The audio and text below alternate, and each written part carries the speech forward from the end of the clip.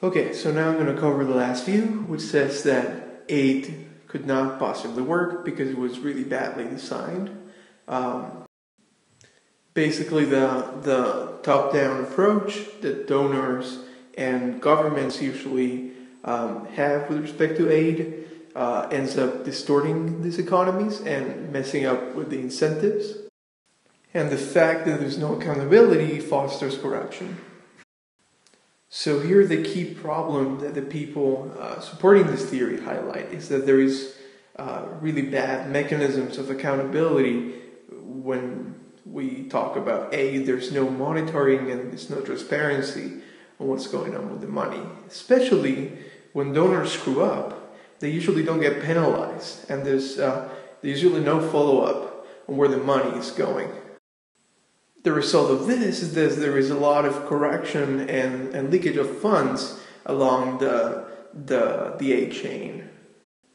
There's a lot of capture of the aid funding by corrupt politicians in developing countries, and there's a lot of money being wasted because it is not being carefully designed. So in summary, aid did not work because in part it was stolen, and in part because it was really poorly designed that it just couldn't possibly work. And the big reason why this happened is because there's no incentives to do it right. So really there was no incentive for international donors to make sure that the money they were giving was being well spent. So good intentions were not enough, and what we really needed was to see results and to make sure that most of the dollars that were spent could be linked to actual impact in developing countries, positive impact. And there was just no system of incentives to make sure that happened. And that is part of the reason why aid did not work. So basically this theory says that there is an obvious principal agent problem in this aid system. Mechanisms that do work, like democracy or the way a market economy is set up, the government, in the case of a democracy, needs to gather some info from the voters and provide them with something they like. That way they vote for them. So the government needs the voter. The government needs something the voters have, which is votes, and that way the ultimate customer can hold the government accountable. Same thing happens with firms. The firms have to gather info and supply something to the customers that they want, so that way they give them money. And ultimately, the customer can hold accountable the firm. If they don't want the product, they will not buy it, and the firm will go bankrupt. So in the systems that do work, there is a way for the ultimate customer to penalize either the firm or the government if there is any problem. So there is accountability.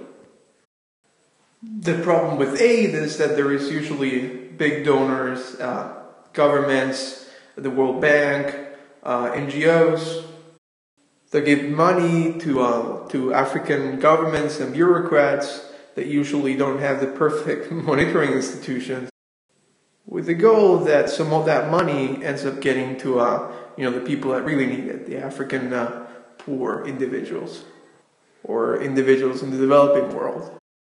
But this weak institutional environment does not really have a good mechanism for accountability to take place, and the whole chain is not transparent, and there's really no way for the ultimate customer, for the poor in developing countries, to punish any other step of the way, either their governments or the international donors, if any of these links screws up.